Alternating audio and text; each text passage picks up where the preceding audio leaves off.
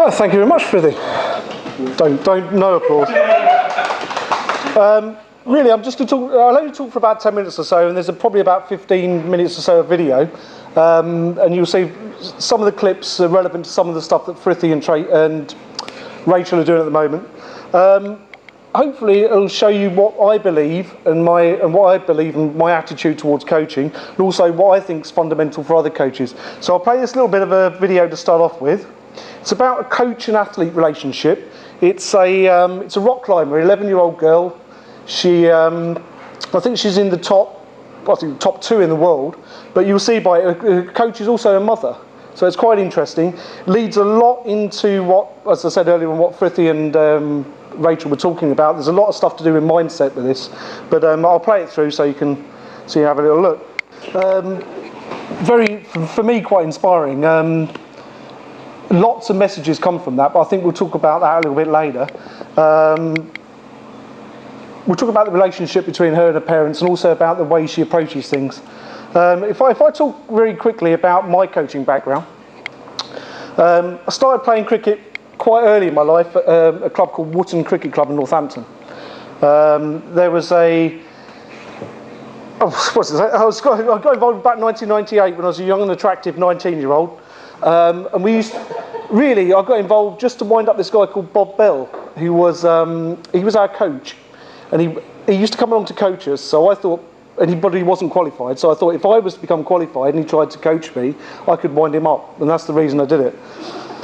I helped out in Northamptonshire with the under-12s. We had Graham Swan there at the time, who since, not because of me, but since gone on to play for England. I was working in a warehouse, extremely bored in Northampton. And I sent out letters to Guernsey, Jersey, the Isle of Man and Gibraltar, looking for cricket work. At the time, there was not really any work. Now there's a lot more work in sport. But at the time, there wasn't so much work. So really, I just came to Guernsey anyway. Got a job at the OGH, didn't know anybody, helped Mike Kinder, trying to worm my way in that way. Progressed through to my level 2, so I'd done my ECB level 2. And after a few years of doing it, I managed to create a little bit of an opening for myself. There wasn't any jobs, but I managed to persuade them that there was one. Keith Greenfield and Mark Robinson, both at Sussex County Cricket Club, came over to Guernsey, it was about 2005 I think in the end, and said that I should take the ECB level 3, to which I didn't really want to do it, because I thought, living in Guernsey, why would I need to do it? I'm only coaching some people from Guernsey, it's not county cricket, etc, etc. How wrong I was. I learned hugely from that.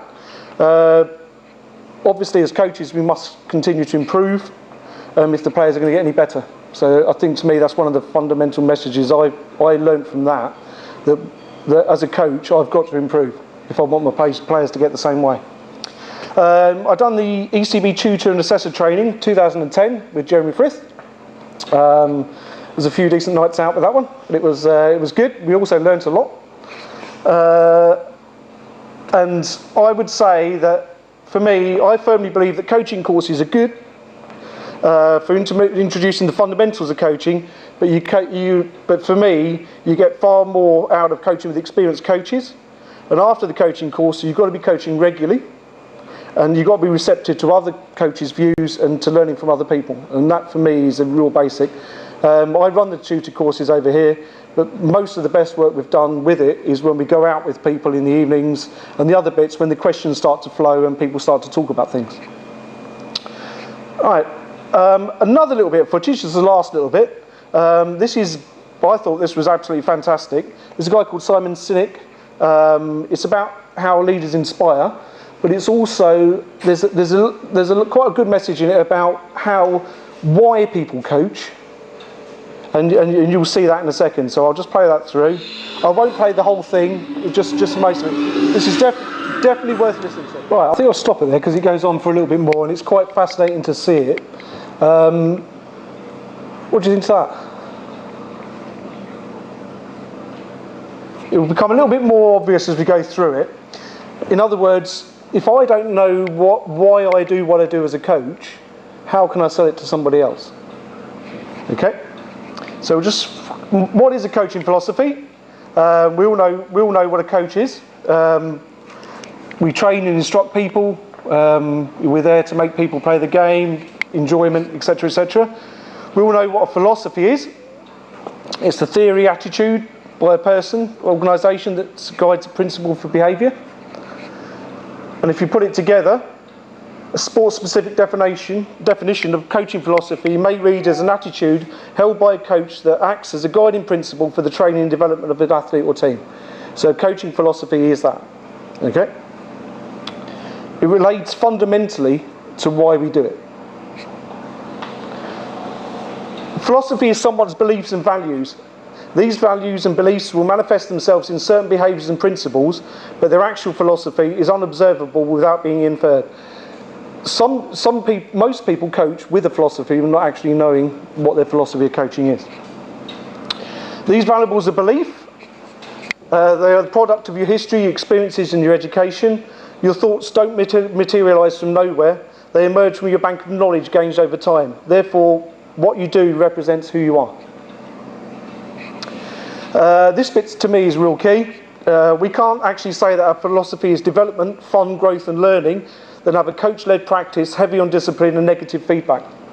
Okay, and you'll see from my coaching philosophy that you'll see a bit later on, hopefully whatever I do, you'll see something within that that confers to what I say. If it isn't, then I've got the wrong philosophy. It also helps us understand the questions of what, why and how, which we talked about earlier. Determines how we view objects and experiences in our lives. Determines how we view people and the relationships with them. Determines how much value we play on objects and people. And if you're not philosophical, uncertainty leads to inconsistency in behaviour. And it needs to question, for me, what is best for my players, their needs and their success. This is my coaching philosophy. I'm a coach, and I'll read it from here. I'm a coach because I want to make a difference to the players that I work with. I want them to become the best that they can be. I always develop a culture which allows my players the chance to question and voice their opinions.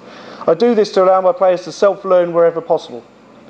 My players will not be afraid to foul because that's how they learn, and in turn I learn as a coach. I always question my players where possible as opposed to telling them. I believe this is the best way to promote learning whilst keeping things simple and direct. I fundamentally believe that fun and enjoyment plays a key part in every session that I run.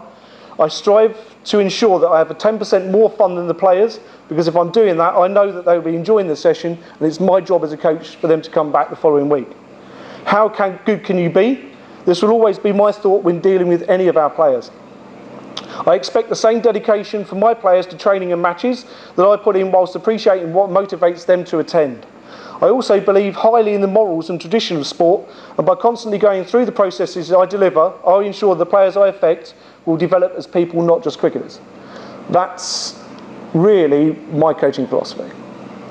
Now, to me, the first part is an absolute given. Okay, I want to make the difference, and we all do as coaches. We want to make a difference to the players. I want the players that I coach to have an opinion. As far as I'm concerned, if they haven't got an opinion, then you're not engaged in what you're doing. So if I'm coaching someone, I want them to tell me if I've got it wrong, if I've got it right. I want them to have an opinion themselves. I'm struggling slightly with the third part. The failure bit. I know that Frithie and Rachel are going into the mindset bit, and I'm sure that's going to come out more and more and more over the next period of time. Not all my players are, or our players have been, prepared to fail in order to succeed. But that's something that we're moving towards at the moment, and we're trying to work with our players. We can talk a little bit more about that later. The fourth bit is probably the most important part for me. Okay, it's fun, enjoyment. That's what I'm all about. If I go out with my wife, if I come here, if I'm not having fun, enjoyment, I don't want to do it. And that's exactly the same as whatever I do. I've always, since I've been at school, I've always been the idiot that was making the jokes and taking the mickey out of people and that sort of stuff. That's why I do it. The fifth part is always my first thought. So it's really about how good can you be. The sixth part is something I've had to actually work on that, the dedication bit. I've added that bit at the end. It wasn't in there when I first thought it through. what motivates them to attend. I can come down sometimes and get very annoyed with a beginner's coaching course because they don't have the same drive as I have. And sometimes, to me, they're down here to have a little bit of fun, a little mess around after school. For me, it's more than that. It doesn't matter who I coach. It's getting them to have the same passion for things as me. I'm sure most people here will be pretty much the same sort of way. I've struggled a little bit to be able to deal with that, but I put that in there because it's something that I'm trying to work towards doing. For me, if you give me 100% when they coach, I'm 100%, 150%. I can't stand the people that give me 70% because I just can't work that way. But I still need to appreciate, obviously, what motivates them to attend those sessions.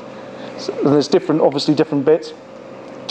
And the bottom bit, you'll always see that in my coaching. If shirts are hanging out, if you've not picked up water bottles. I was with Frithy the other day. Frithy would be quite happy to say, right, boys, pick them up, and then for a couple of them still to be lying there. I can't have them still lying there because I've asked them to pick them up. And for me, you will see that within me whatever I do in that way.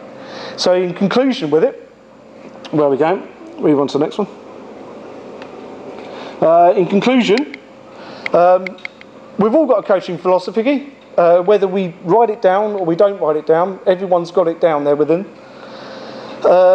The advantages of it are threefold. You will learn about yourself, how you tick and what strengths you have, and who you are coaching and why you can effectively go about, and how you should effectively go about enhancing your coaching delivery.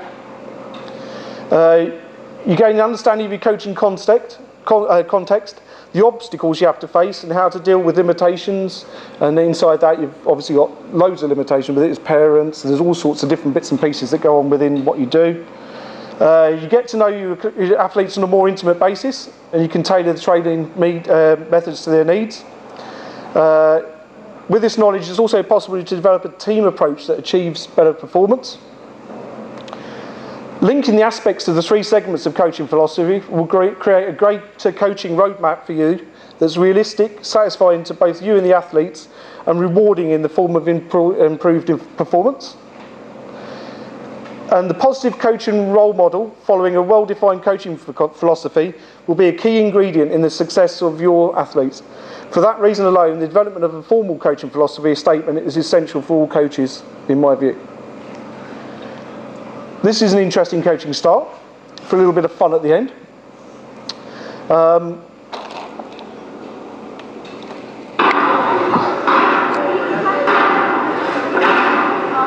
Notice the fun bit. Get ready to face oh, look at that. Forward defenses. Starting off on the sword.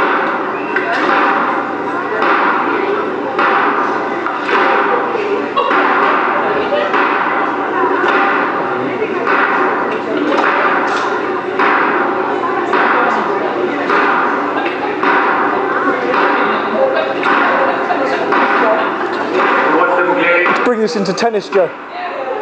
Oh, what is a defensive shuffle?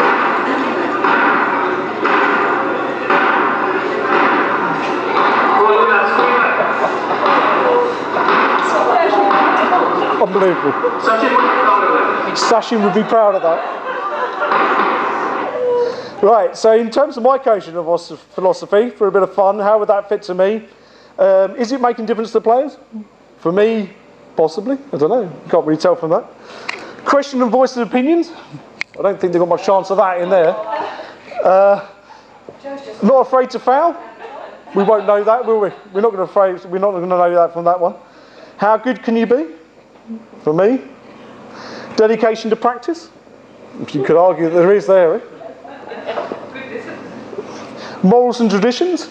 They're all wearing whites. They've got the shirts tucked in. I should imagine that'll be a big part of that culture as well. Okay, so for me, really, I think we need to focus on why we coach before you can really, truly inspire people. And that really is it for me.